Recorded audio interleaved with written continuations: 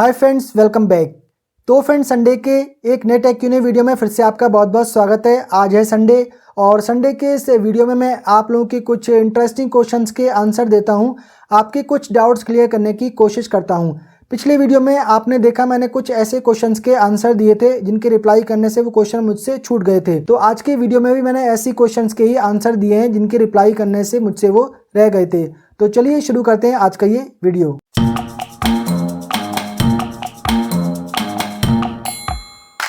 तो पहला क्वेश्चन यहाँ पर लेते हैं प्रणव दत्ता जी का। ये लिखते हैं कि ऑनलाइन ओनली प्रोडक्ट क्वालिटी क्या डाउनग्रेड होती है?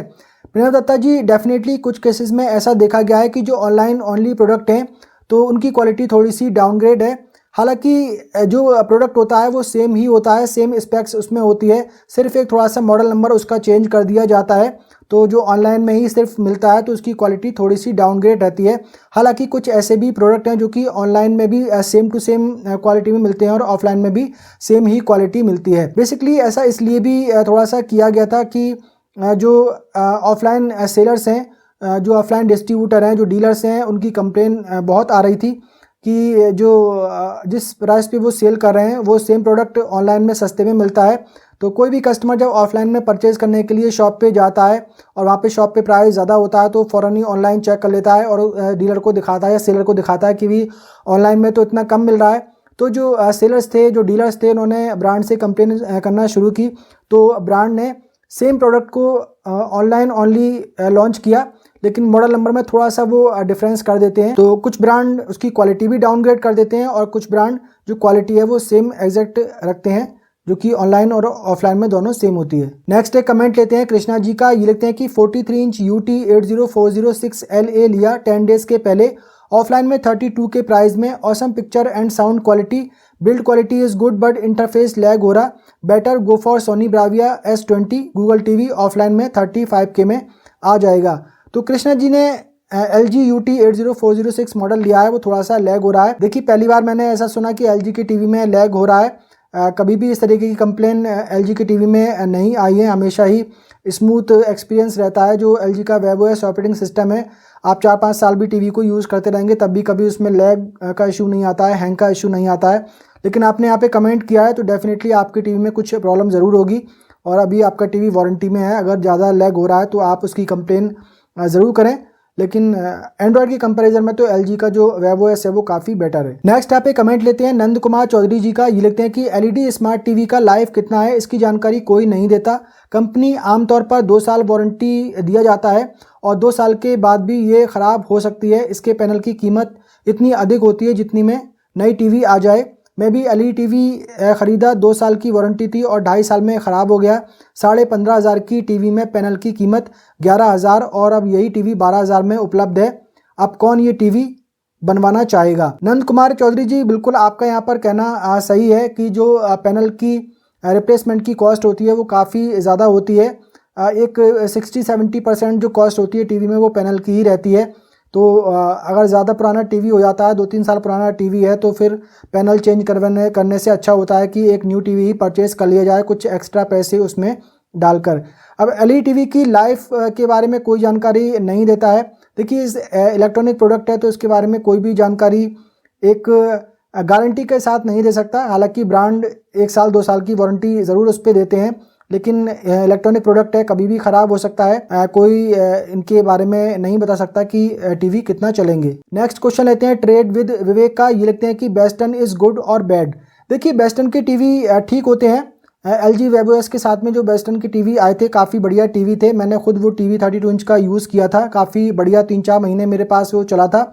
और जून 2022 में मैंने अपने एक फ्रेंड को वो सेल कर दिया था और अभी तक वो टीवी उनके पास में ठीक ठाक चल रहा है। आई थिंक 2.5-3 साल उसको होने को आई हैं, तो टीवी एकदम परफेक्ट अभी चल रहा है, कोई भी इशू उसमें ज़रा सा भी अभी तक नहीं आया है। तो कह सकते हैं कि वेस्टर्न के टीवी ठीक होते हैं। हो सकता है कि कोई परचेज करे और वो ख़राब हो जाए तो उसका तो कुछ नहीं कहा जा सकता, लेकिन मुझे जो यूनिट आया था वो काफ़ी बढ़िया निकला। फिनिशिंग उसमें काफ़ी अच्छी थी, पिक्चर क्वालिटी उसमें काफ़ी बढ़िया थी, थोड़े से कलर सैचुरेटेड ज़रूर उसमें मिल रहे थे, लेकिन ओवरऑल टीवी काफ़ी बढ़िया था। नेक्स्ट यहाँ पे क्वेश्चन लेते हैं जर्नलिस्ट दीप जी का। ये लिखते हैं कि मेरा बजट 50,000 है, कौन सा प्रोजेक्टर और 120 इंच की स्क्रीन बेटर होगी? मेरे पास पहले से ही बोट 90 वॉट साउंड बार है, मेरे साउंड बार के जैसा। जर्नलिस्ट दीप जी, पहले तो मैं आपसे माफ़ी चाहूँगा कि 1 महीने पहले आपने ये क्वेश्चन किया था और 1 महीने बाद में इसका रिप्लाई कर रहा हूँ। गलती से ये कमेंट मुझसे छूट गया होगा। मैं जितने भी कमेंट डेली आते हैं उनका रिप्लाई मैं ज़रूर करता हूँ, लेकिन कुछ कमेंट ऑटोमेटिक यूट्यूब है उनको हाइड कर देता है, वो होल्ड कर लेता है, तो वहाँ से फिर मुझे उनको पब्लिश करना पड़ता है, उनको रिव्यू करके। तो गलती से ये मुझसे छूट गया होगा। अगर आपने अभी तक प्रोजेक्टर स्क्रीन परचेज नहीं की है तो यहाँ पर मैं आपको सजेस्ट करूँगा कि 50,000 रुपये आपका बजट है तो आप जेडको लेजेंड प्रोजेक्टर परचेज कर सकते हैं, जो कि 25,000 रुपये में मिल जाएगा। बहुत ही बढ़िया प्रोजेक्टर है। और बिग व्यू ब्रांड की 120 इंच ग्रे स्क्रीन आप परचेज कर सकते हैं, जो कि आपको 25,000 रुपये के आसपास मिल जाएगी। तो 50,000 रुपये में ये काफ़ी बढ़िया आपका एक होम थिएटर सेटअप बन जाएगा। साउंड बार आपके पास पहले से ही है, तो ऑडियो क्वालिटी वगैरह आपको काफ़ी बढ़िया मिलेगी और पिक्चर क्वालिटी भी काफ़ी बढ़िया मिल जाएगी। नेक्स्ट कमेंट लेते हैं हरीश माली जी का। ये लिखते हैं कि भाई मेरे पास 55 2021 nano cell TV panel problem है, टीवी वारंटी में है, तो कौन सा पैनल लेगा? हरीश माली जी, अगर आपके पास में नैनो सेल टीवी है और उसके पैनल में प्रॉब्लम है, टीवी वारंटी में है, तो उसका पैनल रिप्लेस कराने के लिए आप कंप्लेन कर सकते हैं। और नैनो सेल पैनल है तो आपको नैनो सेल पैनल ही उसमें लगाया जाएगा, उसमें कोई प्रॉब्लम नहीं होगी। क्योंकि जो इंजीनियर वगैरह आते हैं तो वो एक पार्ट नंबर मेंशन होता है, जब वो टीवी का बैक पैनल खोलेंगे तो जो डिस्प्ले है उसके रियर साइड में एक उस स्टिकर लगा हुआ रहता है, उस पर एक पार्ट नंबर होता है, तो सेम पार्ट नंबर से ही प्रोडक्ट आता है रिप्लेसमेंट के लिए। तो आपको सेम एग्जैक्टली वही पैनल मिलेगा जो कि आपके टीवी में लगा हुआ है। नेक्स्ट क्वेश्चन लेते हैं रणजोर सिंह जी का। ये लिखते हैं कि सर एलजी टीवी की वारंटी ऑनलाइन ख़रीदने पे 1 ईयर की मिल रही है, जबकि ऑफलाइन एलजी टीवी पे 3 इयर्स की वारंटी दे रहे हैं। एलजी की वेबसाइट पे भी 3 इयर्स वारंटी शो हो रही है, प्लीज़ इसके बारे में बताइए।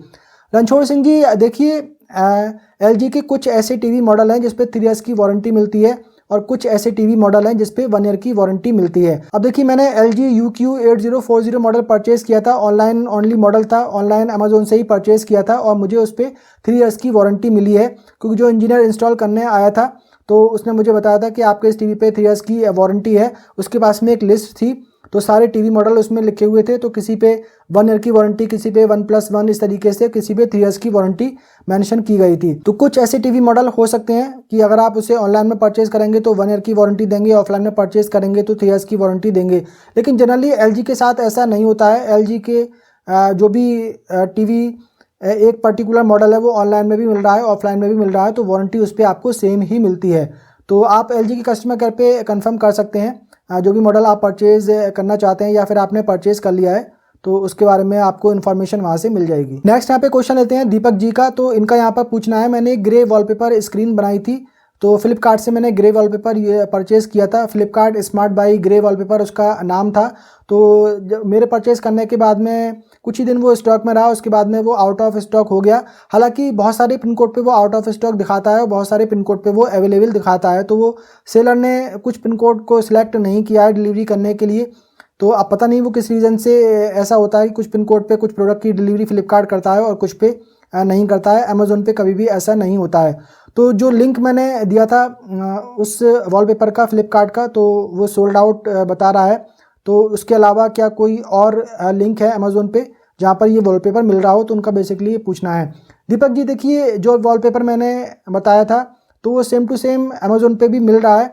अब मैंने मंगाकर चेक तो नहीं किया है, लेकिन उसकी इमेजेस देखने से लगता है कि वो सेम वॉलपेपर है, लेकिन साइज़ का फ़र्क है। अमेज़ोन पे कुछ और साइज़ है, वहाँ पर फ्लिपकार्ट पे कुछ और साइज़ है। फ्लिपकार्ट पे वो काफ़ी सस्ता मिल रहा था, अमेज़ोन पे वो काफ़ी महंगा मिल रहा है। अब उसकी क्वालिटी कैसी होगी उसके बारे में मुझे आइडिया नहीं है। तो मैं कोशिश कर रहा हूँ कि एक और अच्छा वॉलपेपर, उससे भी बेटर कोई ग्रे वॉलपेपर मैं मंगाऊँ और उससे फिर एक स्क्रीन बना के मैं उसका वीडियो बनाकर आप लोगों को दूं। नेक्स्ट क्वेश्चन लेते हैं यहाँ पर वर्मा जी, हम इनको बोल देते हैं, प्रॉपर नाम इनका यहाँ पे नहीं आ रहा है। ये लिखते हैं कि how do you remove wrinkles from screen. तो ये यहाँ पर बात कर रहे हैं एक्स इलेक्ट्रॉन ब्रांड की रिफ्लेक्टिव AR स्क्रीन के बारे में कि इसकी रिंकल्स मैंने कैसे रिमूव की। तो ये जो स्क्रीन है तो ये फोल्ड होकर आती है और ये चाइना से आती है। चाइना से एक फोल्ड होकर पैकेट के अंदर ये आती है, तो इसमें काफ़ी सारी रिंकल्स, उस फोल्डिंग की रिंकल्स उसमें आ जाती हैं।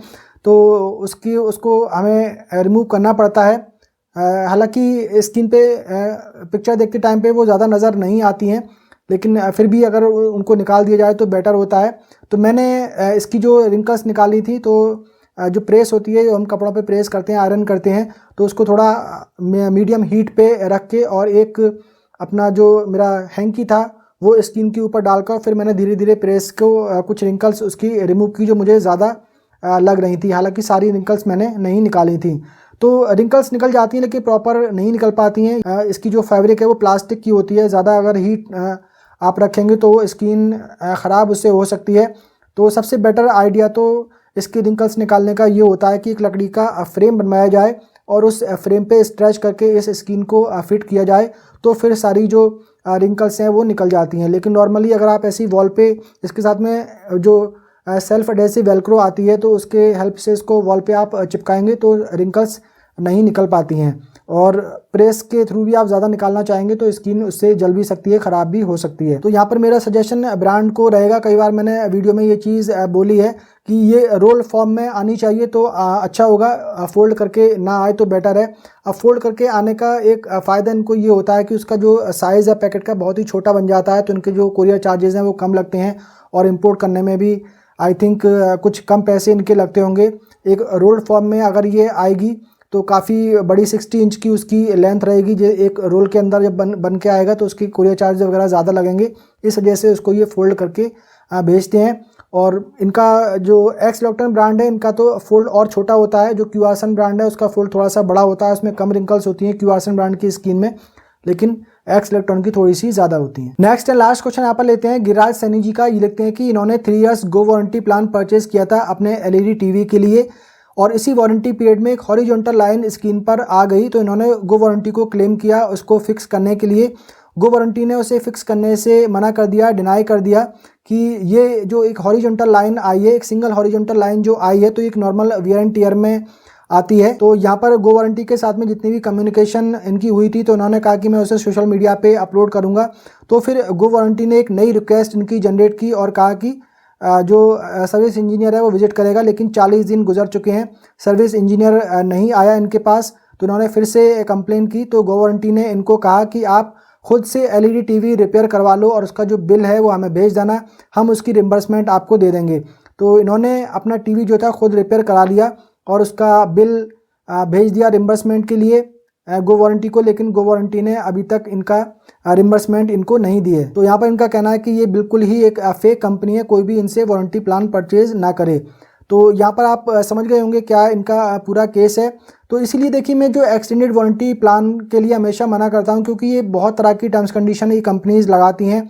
तो जब भी आपको वारंटी एक्सटेंड करवानी हो तो डायरेक्ट ब्रांड से ही करवानी चाहिए और उसमें थोड़े से पैसे ज़रूर आपके ज़्यादा जाते हैं, लेकिन वहाँ पे गारंटी रहती है, वहाँ पर आपको प्रॉपर सर्विस ज़रूर मिलेगी। अब एक हॉरिजॉन्टल लाइन स्क्रीन पर चलते चलते आई है तो इसको नॉर्मल वियर एंड टियर थोड़ी हम कहेंगे, वो तो एक टीवी में की पैनल में प्रॉब्लम आ रही है तभी वो लाइन उसमें आई है। और अभी एक लाइन आई है, 2 दिन बाद और लाइन आ सकती है, 1 महीने बाद और लाइनें उसमें आ सकती हैं, फिर ये क्या करेंगे। तो इस तरीके की hidden terms condition in companies की रहती हैं और बिल्कुल भी आप मैं ये तो नहीं कहूँगा कि आप गो वारंटी से परचेज़ ना करें, वो आपकी मर्ज़ी है, लेकिन मेरा सजेशन आपको यही रहेगा कि जब भी आप वारंटी एक्सटेंड करवाएं तो डायरेक्ट ब्रांड से ही करवाएं। तो फ्रेंड्स आज की क्वेश्चन आंसर का सिलसिला यहीं पर ख़त्म करते हैं। उम्मीद करता हूँ ये वीडियो आप लोगों को पसंद आया होगा। पसंद आया हो तो वीडियो को कर दीजिए लाइक एंड शेयर। अगर आपने पहली बार हमारे चैनल पर विजिट किया है, चैनल को कर लीजिए सब्सक्राइब, बेल आइकन को भी कर दीजिए प्रेस। मिलते हैं किसी अगले वीडियो में, तब तक के लिए बाय बाय।